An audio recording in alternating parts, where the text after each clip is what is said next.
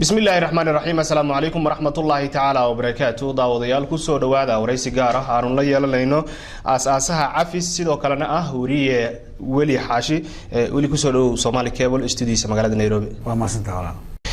waxaan ku weydiinayaa maxay tahay fikradda ka dambaysa cafis fikradda cafis ka dambaysa walaal waxa waaye horta cafis waa isla ognahayo waa eray diinteenu qabto oo wanaagsan oo adduunyadu marka ay sameynayso dib u dhisid ama dadkii qalbigooda la soo dhaweynayo waxyaabaha la isticmaalo ay ka mid tahay oo ah in umadu wixii hore intay iloobaan is cafiyaan kadibna ay ka wada hadlaan wixii maaragtay dib u dhex gaaray wadamo badan oo naga horeeyaan sameeyay marka cafisku fikir ka dambaysa waxay tahay Soomaali waa wadan muddo soo dad soo dilay muddo ah oo dad dhibaatooyin badan isu geystay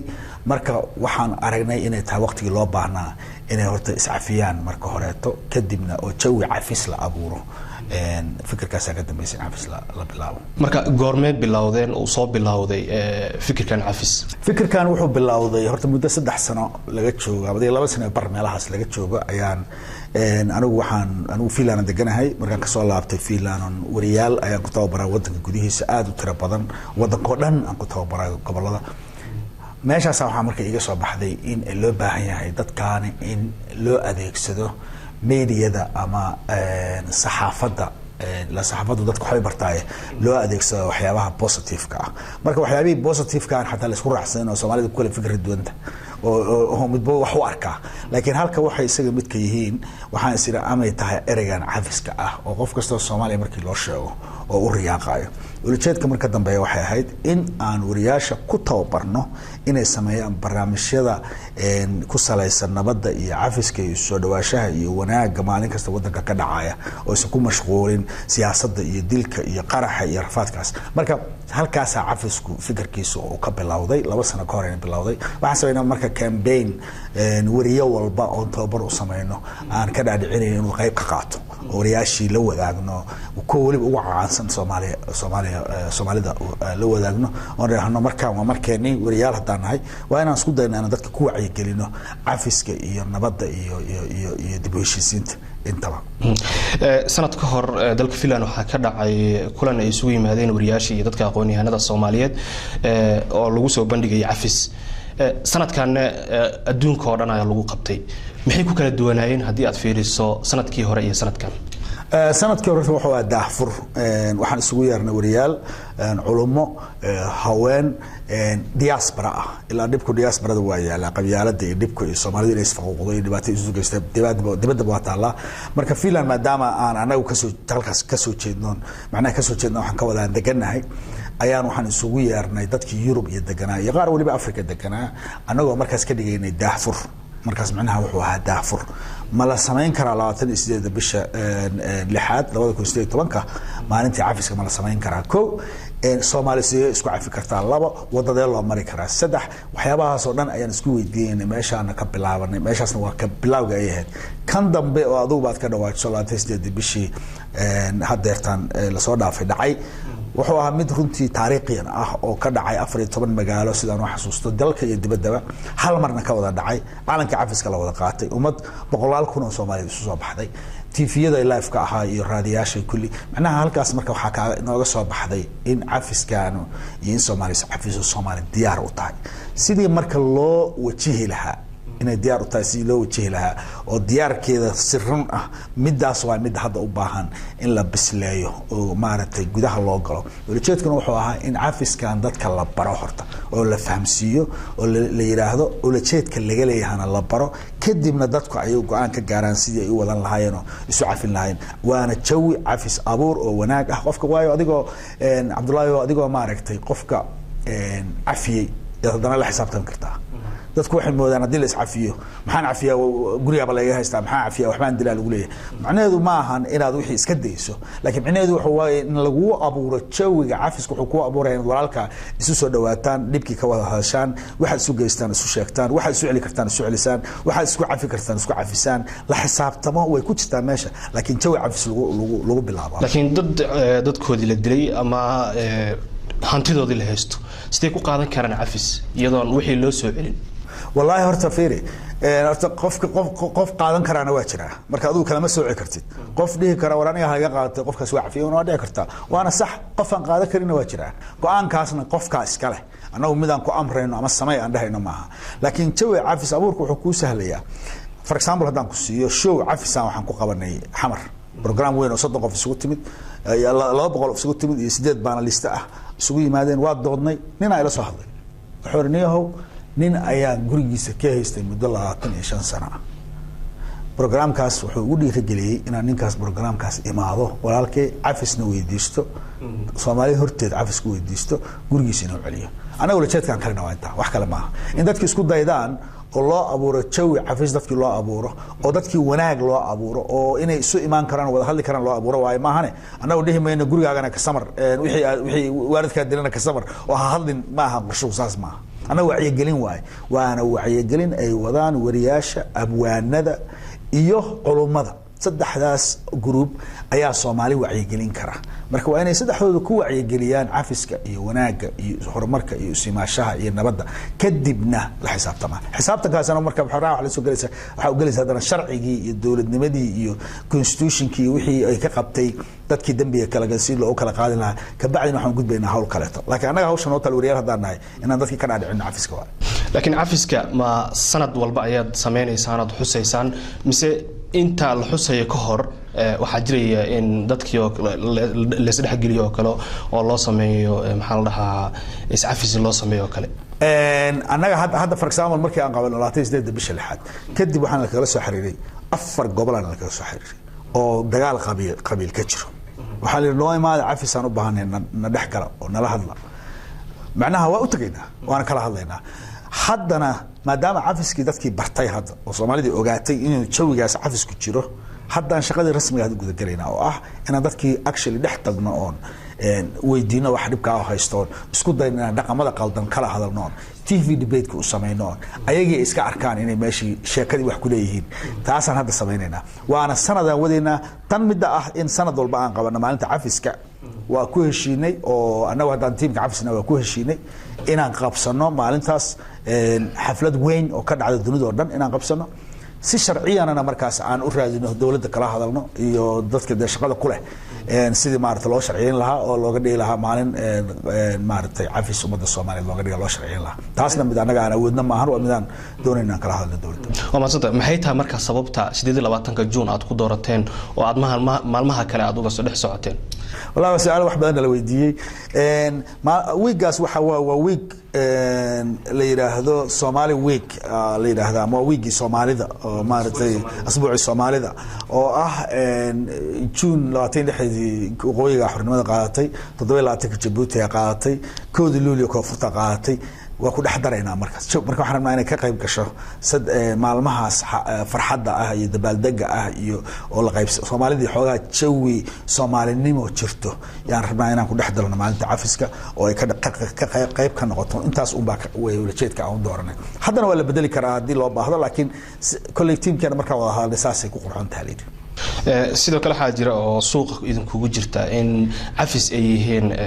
mashruuc in lagu soo qaato mashruuc arintaas maxaa ka jira والله عبد الله horta arintaas markaan bilaabayna waa ogeyn inay maanayso wax maarad hadda ugu cusub maahan wadanka culture-ka ka dhacay dhibaatada wadanka ka dhacday dagaalkii ka bacdi wuxuu ahaa runtii dadka saas lama yaabay anigu dadka dhahay mashruuc lagu soo qaatay oo Soomaaliyeed waa dad aan la yaabayn waayo wax kasta oo wadankan ka dhacay waxay ahaayeen 27 sano la soo dhaafay haday shir tahay haday dawladeyn tahay haday daawo la keenay haday cunto la keenay wax kasta mashruuc ayay salka ku haysay marka dadkiina waxay arkeen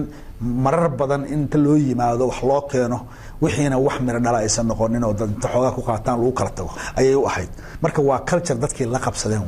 waana iska normal qofku inuu shakiyo oo isiraado hal mar waxaan ma dhici karaan maxaa maartay ay u dhacayaan waana waxaan u diyaar garownay oo ogeynba markii horeeto marka wax ardan ku taabtay arrinkan 14 magaalo ka dhacay boqolaalkaas kun qof oo Soomaali isku soo baxday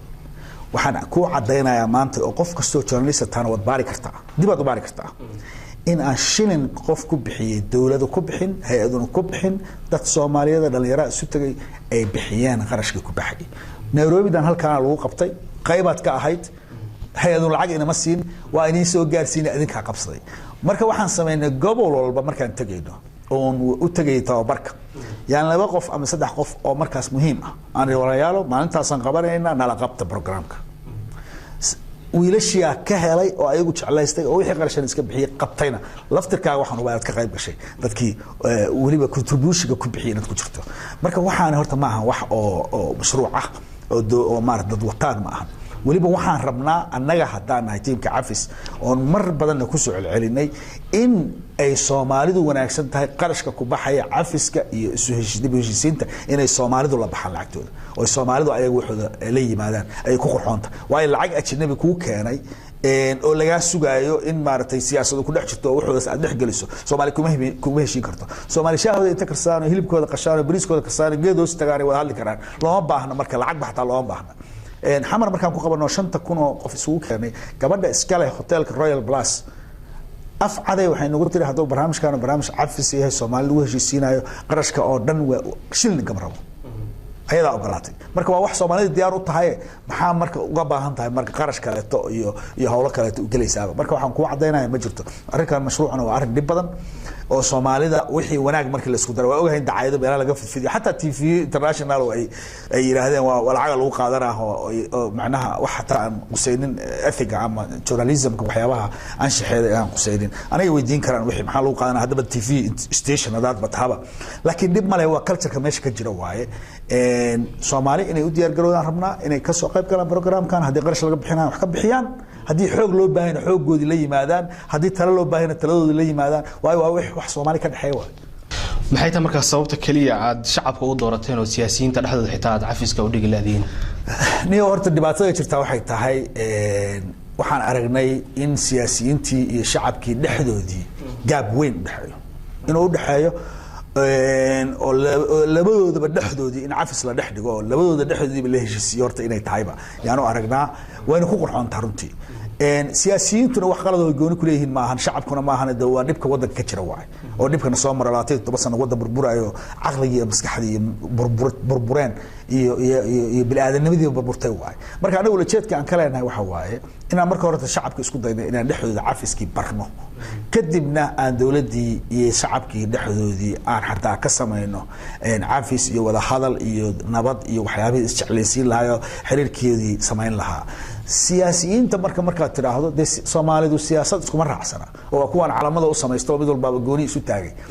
laakiin Soomaalinimadii iyo culture-kii iyo dadnimadii iyo diinta Islaamka kulli wala isku raacsan marka waxaan rabnaa meesha la isku raacsan yahay horta inaan adkayno intaan u gudbin waxaan ku kala duwanahay taasaan ayaga loo qurxoon la sameeyo ma jiraan marka dad ka soo horjeeday fikradan cafis oo aad ka qanciseen wax kale ma ana qabanayna loo sano dad ka soo horjeeday macnaha su'aalaha hadda ay weydiinaysaa lagu weydiinayaa aniga waxaan marka qofka u tagto tiraahdo barnaamij cafisaan wadaha ila qabo wuxuu ku leeyahay waa fahmay cafis waa fiican yahay laakiin maxaa ku jira waxaan ugu jira anaga maxaa adigu ku wadataa su'aalahaasuna aad iyo aad u badnaan actually waa carqaladaha ugu xun oo la kulanay inta barnaamijka soo wadnay waxa waaye dadkii inaad ka dhaadhiciso war waxaan ma ahan mashruuc iyo lacag Soomaalinimo waa ila qaado ayay ahayd marka waa jira baan kasta qarcinaa dadka dawladda la firkeeda waxay u baahan tahay in lagu qanciyo waayo xoogaa waxay u arkeen maadaama inta soo 100,000 Soomaali oo dunida oo dhan joogta isu soo baxday xoogaa waxay arkeen wixii wax siyaasadeysan yihiin waan kala hadalno waxaan wax siyaasadeysan ma aha Soomaali dhalinyaraha isku dayday hawshan ayagana qabsanaya waxba cabsi iyo saad keenan galin wax siyaasaduna kama dambeeyaan kuma jiraan marka sidoo kale waxa jira wali xaashi dad badan waxa isku haysto maxaa la dhahaa qabiilo iyo waxa isku haysto marka meedin qorsheysan tahay inaad goboladaasi aad tagtaan oo rag idinka ka socda aad u dirtaan absolutely waa qorsheysan waa shaqada ku xigto qabanaynaba Soomaali waxaan rabnaa inaan fahamsiino waxaan qabiilkan iyo qabyaaladan iyo waxaan nala dhex dhigay waa wax naloo sameeyay ilaahay baan kugu dhaashay ma u dulqaadan kartaa in lagu yiraahdo qof Soomaali ah ha u tagino ha la hadlino ha la sheekaysano inta ciidamo ajnabi lagu dhex dhigo lagu yiraahdo qofkaas waa uu ku dilay iska ilaali waana Soomaali wax aan la qeyrna ma marka meeshaas wixii na gaarsiiyay hadaan nahay wariyaal iyo hadaan nahay culimo iyo hadaan nahay abwaanin waa inaan ku cabirnaa fikirkeena shaqadeena inaan ku cabirno war maxaa keenay laba qof oo Soomaaliya in dad ajnabi inta dhex yimaadaan yiraahdaan kaas ka cabso iyo ku dilaya anaa fiican oo ka ilaalinaya inuu yiraahdo maxaa waxaas noo keenay waxaan waa inaan dib u baarnaa marka taariikhda dib ugu noqonaa oo qabyaaladii anagoo la dirirayna aan dadkii u tagnaa reehnaa listen adeer maxay tahay dhibka ku haystaa walaalka uga baqaysaa sidoo kale asna adna aad weydiiso challenge-na la saara odayaashan ku karsada maarad ku karsada siyaasadda shaqadan qabyaaladda iyo dadka kala socon yihiin oo isku mid ahayn oo kala gobna aniguna gob ahay adoo la dheerata aan la gaab ahay oo ka fiican ahan gabadhaada guursanayno teeda la guursan karo oo iyo maarad diyada la kala qaadanayo hawshan de ummadda odayaasha ku shaqaystaan oo maarad ummadda lagu kala soocayo taasna inaan aan dhiib u galnoon ayadana aan maartay meediyada iyo shaashada keeno waayo oo si fiican oo aqliyeysan dadkii ugu wacyi gelinayna lisan dad walaalaatiin odayaashuna dhalay adiga hadda la yarata Cabdullaahi aniga ma aaminsan odayka aqli badan inuu hogaamin karo reerkaaga adigana reerkaaga ma hogaamin kartid ilaa inaad xiraysataa lagu sugayaa ama aad maartay duq noqoto waa wax moogta istibidnimo moogta waxa aqligu markuu 25 sano gaaras inuu yiraahdo maalin siimo bataba marka waxa way waxaan dhihi lahaaba dhalinyaradu in la wareegaan shaqada dhalinyaradu inay hogaamiyaan wadanka talada hogaamiyaan hataa haday qabiilka tahay dhalinyaradu hogaamiyaan waayo markaas dhalinyaradu mustaqbalkiisa uu ka fakaraya laakiin ninkan sii socdo hadda already u sii dhamaatay ama waxa kaliya uu ku shaqaysan karaan ay tahay inuu dhalinyaradii kala qaybiyo waxa waaye waa waxyaabaha aan doonayn inaan ka hortagno cafis ma dhalinyaro ma u badan mise dhalinyaro u badan absolutely dhalinyaro u badan dadka shaqeynaa waa dhalinyaro dadka loo shaqeynaayo mustaqbalkooda laga fikiranayo way cafisku focuskeena wuxuu saaran yahay waa generationka cusub waaye mustaqbalka dadka wadankan hogaami doonaya waxaan u diyaarinaynaa inay Soomaali noqdaan oo aysan qabiil noqonin oo aysan group noqonin Soomaalinimada u dagaalamaan Soomaalinimada markay u dagaalamayaan waxaan ugu haboon inaan dhalinyarada target gareyno odayaasha waa ku jiraan cafiska laakiin odayaasha in la hadlo laftirkoodii عفس لو يديس هذه الدم بلا قلا يقول هذه الدم بلا يعني يرد عفس ويديستان مركي عفس ويديستان الله برا ضياش اللي تركوده هذا يعني هم قاعدين كرنا وضك بالحوجات نوير السوق أنت عصب بقوله سانسو قاعدين زينه اللي هذا علاقة لكن إذا كان اللي يرى هو قصة عفس لبقى قبائله صار فرده وكلتها هي إنها تشيسي كرتان والله وينتهي وايو دتكو هذا سيدا هذا عن درينا يبقى أنت عفس كان ودني وحن أرجني دتكي مع الضياش اللي تركوده إني أركان إن إسبدل لو باهيا كعضون وين أو إسبدل إن لو باهيا هاي أو وضن كان هرر حتى أضياشي هذا أنقلاضي marka waxaan aniga aan qabaa inay dhalinyaro aqliyeysan hadda waan la qaateen hadda waxaan la qaato odayaasha ku jira qabiiladii ku hogaaminaya ku jira kuwa noo yeeranayo gobolada nooga yeeranayo oo dhahay noo imaada waxaan u baahanahay dhex gashaan waa odayaashii iyo qabiiladii marka I don't think inay dib keenayso ma maleynaayo dib keenayso dhalinyaranimadu waayo hadda dhalinyarada firkeedu gaalkacyo waxa heshiisiyay oo dagaalka joojiyay oo waa laba dhalinyaro labada dhinac inta isu tagtay yiri no ma wadi karno shaqadan hadda ka bacdi naga joojiyay waa dhalinyaro waan la dhageystaa waana hatay gaalkacyo dadka shacabka dhalinyaradaas u dhagan ugu yihiin hadda عفس dadka qaar waxay aaminsan yihiin in mustaqbalku uu isu bedelayo xisbi siyaasi arintaasi maxaa ka leedahay maadaama adigu aad tahay asaasaha cafis wallahi waxaan ku sheegayaa عفس waa ummada hadda wada leh mustaqbalkana wuxuu noqon doonaa inuu moogi anigu aan asaaso laakiin barnaamijka waa barnaamij la wada leeyahay laakiin inta anigu aan kulay ku jiro ama lu kuleeyahay xisbi siyaasadeed inuu isku bedelayo anigaaba ka soo horjeeda waa xisbi siyaasadeed ma heshiisiin kara Soomaaliya waxay heshiisiin kara xisbi ama erey ama dad u dhaxeeya Soomaalida oo dhan marka xisbi hadda noqoto qaybaad isku tiirinaysaa waa siyaasadda u wajahanta marka aniga kulli waxaan ku sheegaa hadda baan kaaga cadeynaa waliba aad ku darsataa inta aan ku jiro kulli marka anigu ka tago moogi laakiin inta ku jiro xisbi siyaasad ma noqonayo cafis arinta cafis oo kale maadaama uu yahay wax weyn uu yahay oo la rabo in adduunka oo dhan la gaarsiiyo meel walba oo Soomaali ay joogto loona baahan yahay dhaqaale ma laga yaabaa inaad dhaqaale ku raadisaan si aad hor ugu sii wadaan arintan dhaqaalaha ma loo karaba hadda ma ku sheegayaa dhaqaalaha ma loo karaba Cabdullaahi waxa waaye waxaan laakiin go'aan ku qaadanay dhaqaalaha inaan Soomaalida ka raadino Soomaali lacag waa haysataa tiradii ka baatay haysataa hatta iyada ka lacag badan yihiin lacag la fiiriyo inaan Soomaalida la hadalno oo raahno walaalayaal barnaamijkan adinka iskale lacagtiisa la baxa Soomaaliya loo sameeynaayo waxa hay'adaha raadinayaan oo inay baanaradooda ku soo dhigsadaan meelaha oo la yiraahdo anaga waa caawin anaga reeblaan anaga wadan hebelaan waxaan caawinay ay leeyihiin أنا واحد رفيع عن إن سومالي for example هرمود وكلا تيجي هبشيل وكلا تيجي ممكن هيدا هو وين له إني ماركتي إني أيجو أنت لبحان أيجو سبونسر كوسماينه أي حيسيت كوسماينه أي إلى الصومالي أسكله معناه أساسا دورينا مركب قف كسر الصومالي وحنكون بوادنا يا إن oo ka soo qayb gala programkan ma ahan kaliya inuu hadal iyo ficil mana wadi karin lacag la'aan marka waxa waaye anagu Soomaaliland ka raadinayna lacagta insha Allah cafis marka ma la iska wadaaho qof walba meel uu ka soo gelayo waayo albaab furan mise dad gooniyaha gacanta ku hay macnaha maamulka kale dad gooniyaha gacanta ku hayaan laakiin cafis waa u furan qof walba ka shaqeynaayo wali waxaan go'aan ku qaadanay qofkii raba inuu contribution geliyo maanta hadda Facebook ku soo qorto cafis program ah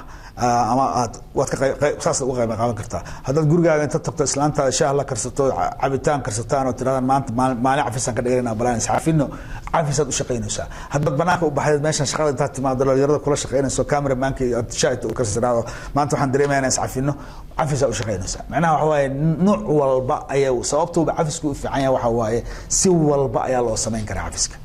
marka cafis nidaam gooniyo oo aad u dejiseen ma jira sharciyan شرعيا ها نظام ku shaqeynaa jira waxaan leenahay gudoomiye waxaan leenahay ku xigeen waxaan leenahay team media officer aan leenahay waxaan leenahay team macnaha diyaarsan oo sida sharciya u diyaarsan ayaa nahay siyaasadeenuna waa mid hadda aan ku sheegay waxaan waa movement wax afka qalaad lagu yiraahdo ama maaqa Soomaali waxay ku tahay macnaha movement marka la leeyahay waxa waaye movement wuxuu ka dhaxeeya Soomaaliya oo dhan waaye dadkii waxa lagu gubaabinaa teamkeena waxaan ku gubaabinaynaa dadkii inay isu soo baxaan inay wixii cafis raba u yeerno inaan TV-yadii iyo social media isticmaalno taasna 5 iyo 2 iyo 3 iyo 10 iyo qof lagu ma sameyn karo waa in kumanaan qof lagu sameeyaa oo haddeer taanba sidii hadda aan sameynay baad arkaysaa Cabdullaahi oo 28 bishii lixaad aan sameynay afar qof iyo 5 qof kuma aan sameyn waxaan ku sameynay boqolaal dhalinyarada ka shaqeynaysa programkan sidaas inay noo ahaataan doonayna inkastoo de hogaankii kore u jiro sidoo kale wali waxa jira in Soomaalidu ay geed hoostiis arinta ay ku xalisato maxay tahay kaliya magaalada aad ugu koobteen oo miyiga xitaa aad u gaarsiin lahayn arintan horta waa su'aal aad u wanaagsan waxa hadda magaalada ku qabanana ma ahan horta runtii sida aan caafiska ku wadi doono horta ma aha waxa magaalada ugu qabana waxa waaye inaan dadka life tagelino horta cafiskii barna waa dadka markaad barto yaad waxaad tagaysaa geedka hoostiisa tagaysaa waxaad tagaysaa gobolada tagaysaa waxaad tagaysaa tuulooyinka tagaysaa waliba anaga mid aan target gareyn oo jecelnahay waxa waaye inaan group walba geedka hoostiisa ugu tagno waayo hadda korna ma aqaan waraysiyeedana aragteen oday laga keenay baadiye wax ku xalin jiray oo geed hoostiisa wax ku xalin jiray hadda hotel keento oo hotelkii la yiraahdo kaala xalli jawigan ma fahamsana waa ku wareeraaba wuxuu maana meel uu waligiis horaba oo soo arkin ma ogtahay anagu marka waxaan doonaynaa inaan markaan tagno baadiyaha iyo meelaha conflict ka jiro dadka conflict isku sameeyo dibka isu sameeyay dadkaas inaan dhexgeyno fikirkan isu soo dhawaashaha iyo cafiska waa mid siyaasiyan noo go'anba oo hal mar hadii magaalada loo qabtay maalmaha xafladaha magaalada lagu qaban karaa baadiyahana lagu qaban karaa maalmaha oo maalinta cafiska oo kale lagu qaban karaa laakiin sida kale halkaas tagaysa waxaan kaloo ku raacinayaa waxaa jirta reconciliation tira badan la isku dayay waxa la isku dayay dib u heshiisiin aad tira badan la isku dayay badanaa marka waa saa sheegaysaan waxaad moodaa hoteelada lagu shirarkaas maaragtay dib u heshiisiinta anaga ma qabna taas inay saas dhacana waxaan qabnaa in dadka rasmiga u dagaalamaa loo tago oo qof xamar jooga oo qof for example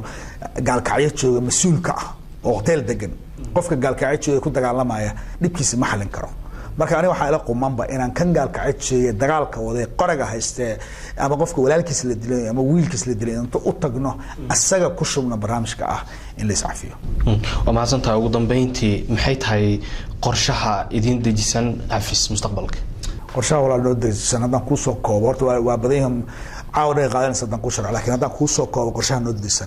أنا وحنا ربنا إن لقى جد به نبكان مسكحيا كأه أما إسبارة دان سومالي دا مسكح دي دا طالع أو اسمه جد بكرتان مو هذا كرتان